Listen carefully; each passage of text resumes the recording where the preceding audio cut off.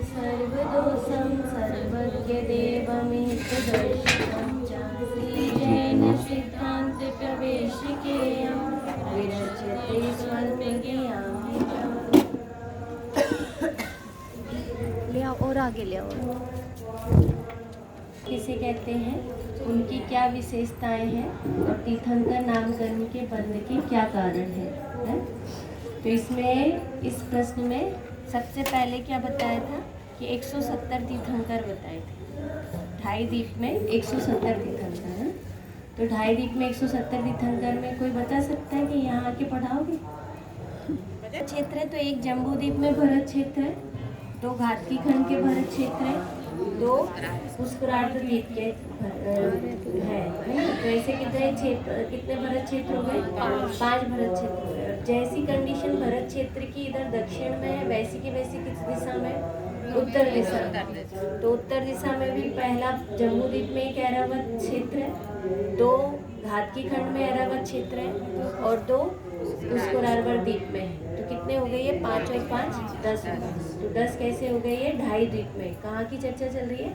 ढाई द्वीप में। तो ढाई द्वीप में, ढाई द्वीप क्या होता है उसको भी पहले याद रखना कि ढाई द्वीप होता है, एक जम्बू द्वीप होता है, एक घाटकी खंड होता है, एक पुष्करार्ध द्वीप। उसको क्या बोलते हैं? उसको कहते हैं आधा होता है। वो आधा इसलिए होता है क्योंकि मनुष्योत्तर पर्वत के से वो आधा हो जाता है, इसलिए उसको ढाई कहते हैं ना।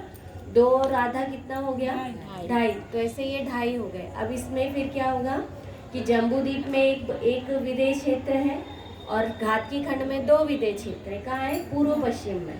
कहाँ है? पूर्व पश्चिम में। ये कहाँ थे? उत्तर दक्षिण में। दक्षिण इधर है और उत्तर ऊपर है। तो दक्षिण और उत्तर में ये है और ये पूर्व पश्चिम में है। तो यहाँ पर फिर जम्बू द्वीप में भी कितने? एक विदेश क्षेत्र है और जैसा एक विदेश क्षेत्र जम्बू द्वीप में है वैसे ही विदेश क्षेत्र कहाँ पर है? घाटकी खंड में 2 विदेश क्षेत्र है। कितने विदेश क्षेत्र है? 2 विदेश क्षेत्र है। और फिर ऐसा ही विदेश क्षेत्र कहाँ पर है? 2 विदेश क्षेत्र पुष्करार्ध द्वीप में है। कहाँ पर है? पुष्करार्ध द्वीप में। तो कितने हो गए? जैसे 5 ये और 5 ये, तो कितने हो गए ये? 15। कितने क्षेत्र हो गए? 15। तो इनको क्या कहा है? 15 कर्म भूमियाँ। इसमें नाम भी आया। यदि आपको ये फिल द ब्लैंक्स में यदि कहीं आए कि कितनी कर्म भूमियाँ होती हैं तो आपको क्या बताना है कि 15 कर्म भूमियाँ होती हैं। कहाँ पर होती हैं? ढाई द्वीप में होती हैं। और इन्हीं ढाई द्वीप में 5 मेरू होते हैं। इन्हीं ढाई द्वीप में कितने मेरू होते हैं? 5 मेरू। ये अपन ने पढ़े थे। 5 मेरू कौन कौन से हैं? 5 मेरू के रोज दर्शन करने आते हैं। अपने मंदिर में 5 मेरू बने हुए हैं। तो कौन कौन से मेरू हैं? सुदर्शन मेरू, विजय मेरू, अचल मेरू, मंदर मेरू, विद्युन्माली मेरू। ये कितने हैं? 5 मेरू हैं। तो ऐसे ये हुए। तो अब लेकिन यहाँ पर ये कहना है कि ये 5 मेरू तो बीच में होते हैं। ये जो होती हैं, ये जो विदेश क्षेत्र है, इस विदेश क्षेत्र में 32 नगरियाँ होती हैं। कितनी नगरी होती हैं? 32 नगरी होती हैं। तो 32 नगरी कैसे होती है कि यहाँ पर सीता और सीतोदा 2 नदियाँ होती हैं। कौन सी नदियाँ हैं? सीता और सीतोदा। तो सीता और सीतोदा यहाँ पर जो सरोवर होते हैं उन सरोवर से निकलती हैं और निकल कर कहाँ गिरती हैं? लवण समुद्र में गिरती हैं। यहाँ की जो नदियाँ होंगी वो कहाँ गिरेंगी? कालोदधी समुद्र में गिरेंगी। ठीक है ना। और यहाँ की नदी जो होगी वो कालोदधी समुद्र में और इधर आगे जाएगी। तो ऐसे यहाँ पर कितनी है कि ये नदियाँ हैं। इस नदियों से क्या होता है कि इसके 4 विभाग हो जाते हैं। कितने कितने में बदल जाते हैं? 4 में। और इन्हीं में क्या होता है? फिर पर्वत होते हैं। तो कितने पर्वत होते हैं? 7 पर्वत होते हैं। 6 नहीं 7 पर्वत होते हैं। तो 7 पर्वत से 6 पर्वत कहाँ पर है? वो पूरे जम्बू द्वीप में है, जिससे 7 क्षेत्र में विभाग होता है। पर विदेश क्षेत्र में कितने पर्वत हैं? 7 पर्वत हैं। उनको भी कुलाचल पर्वत कहते हैं, है ना।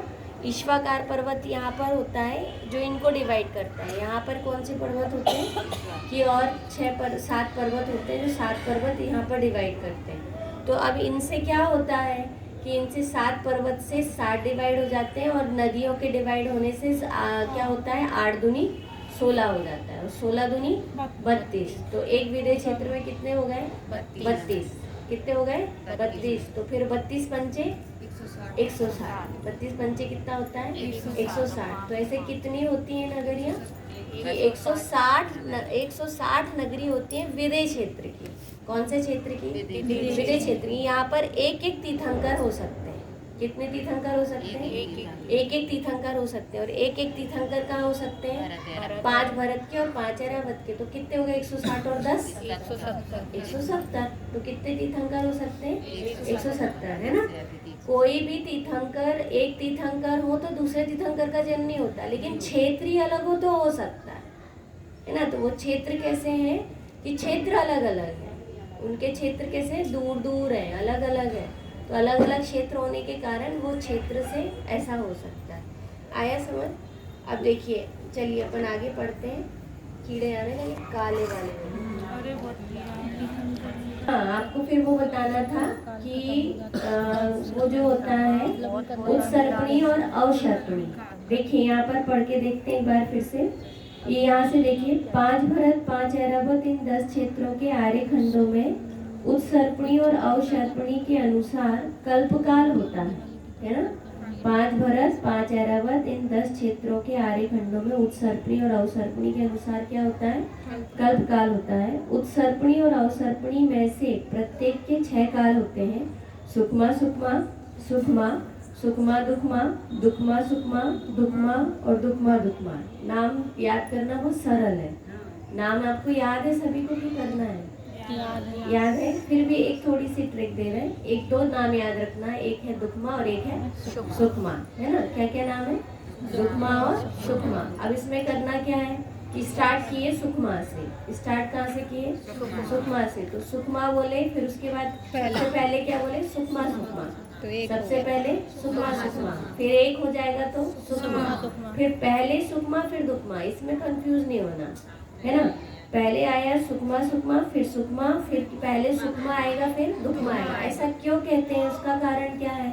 उसका कारण ये है कि जितने भी जो भी काल परिवर्तन होता है, तो काल परिवर्तन में क्या होता है कि पहले सुखमा काल आता है, मतलब सुख ही सुख रहता है, और अंत में थोड़ा सा दुख होता है ना। अंत में क्या हो जाते हैं? दुख आने लगता है। कब? जब तीसरा काल लास्ट होने वाला होता है, तो तीसरे काल में भी जो भोग भूमियाँ हैं, उन भोग भूमियों में भी दुख हो जाता है। कैसा दुख हो जाता है कि ऐसा दुख होता है कि उस समय 2 प्रकार का दुख। एक तो ये मरण के समय उनको छींक और जमाई आके दुख होता है। जन्म के समय तो वो अमृत पी के बड़े हो जाते हैं, है ना। कितने दिन? 7 और 7 14 दिन में बड़े हो जाते हैं। 14 और 21 है, 7 3 21, 7 दिन में, फिर 7 दूनी 14। आपको सुखमा का काल कैसा होता है कि सुखमा के काल में भोग भूमि होती है। और भोग भूमि में क्या होता है कि भोग भूमि में वहाँ पर जितने भी जीव रहते हैं, वो उनको कैसे युगल जन्म होता है। और युगल जन्म के साथ उनका जो भोजन होता है वो कितना होता है? बहुत थोड़ा होता है ना। आंवले के बराबर नहीं होता, बेर के समान होता है और छोटा होता है। उसके बाद फिर बढ़कर थोड़ा सा बड़ा होता है, और फिर उसके बाद आंवले के समान थोड़ा बड़ा तीसरे काल में होता है। और उनकी जो आयु होती है वो भी कैसी होती है? पहले तीसरे 3 पल्ले की, फिर 2 पल्ले की, और फिर 1 पल्ले की, तो वो घट जाती है। इसके साथ साथ उनकी हाइट भी जो होती है वो भी क्या हो जाती है कि पहले हाइट ज़्यादा रहती है। 500 धनुष, 500 धनुष आता है कि 550? 500 धनुष का, फिर 500 धनुष से फिर थोड़ी घट जाती है, फिर थोड़ी घट जाती है ना। अवसर्पणी में घटती है और उत्सर्पणी में बढ़ती है। याद नहीं आ रहा है, नहीं उसी समय की बता रहे कि उस काल में कैसी रहती है। उस काल में मतलब तीसरे काल की जो आयु है और उसकी जो स्थिति है वो कैसी रहती है। तो ऐसे वहाँ पर आयु जो होती है वो घटती हुई होती है। तो अब इसमें ये कहना है कि ये जो काल होते हैं ये कितने होते हैं? 6 काल होते हैं। नाम याद हो गए? बोलिए क्या क्या है?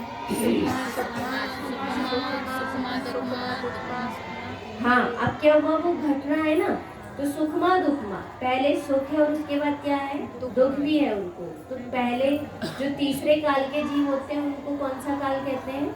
उनको सुखमा दुखमा काल। कौन सा काल कहलाता है? सुखमा दुखमा। लेकिन उसके बाद कौन सा कहलाता है? दुखमा सुखमा काल। कौन सा काल कहलाता है वो? दुखमा सुखमा काल कहलाता है। तो दुखमा सुखमा क्यों? क्योंकि जब वो होते हैं 16 कुलकर होते हैं, 16 कुलकर के माध्यम से क्या होती है कि उनको तीर्थ प्रवर्तन जो होता है वो तीर्थंकर भगवान से होता है, और 16 कुलकर से क्या होता है कि कर्म भूमि के लिए ज्ञान प्राप्त होता है। किसके लिए? कर्म भूमि के लिए। कैसा ज्ञान प्राप्त होता है कुलकरों से? कि उनसे प्राप्त पता पड़ता है कि माँ, फिर अभी तो कैसे युगल पुत्र पुत्री हो रहे थे, लेकिन बाद में क्या होता है कि बाद में बच्चे माँ के पेट में से, गर्भ में से जन्म लेते हैं। तो जन्म लेते समय नाभि जो होते हैं उससे जुड़े होते हैं, तो नाभि काटने का भी उसमें बताया जाता है। तो इसलिए उनको नाभि राय, ऐसा नाभि राय जो थे ना, जो कौन थे, अपने आदिनाथ जी के पिताजी, तो वो अंतिम कुलकर थे। उन्होंने क्या बताए थे? नाभि काटने की विधि बताए थे। उसके बाद आदिनाथ जी ने भी वो मसूका लगाने की विधि बताई थी ना। ऐसी मसी कृषि का ज्ञान किसने दिए थे? कि उनको आदिनाथ जी ने दिए थे। भरत जी ने किसका दिए थे? कि भरत जी ने भी ज्ञान दिए थे। कौन सा वाला? कि उन्होंने बताए थे 60